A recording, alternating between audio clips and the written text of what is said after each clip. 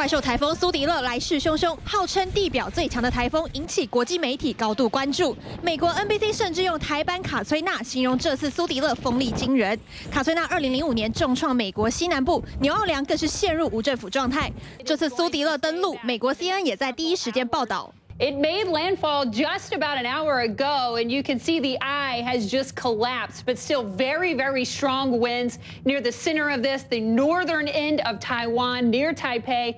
台北和宜兰围在迎风面，可以明显感受到强风，雨势也相当惊人，很有可能造成大淹水。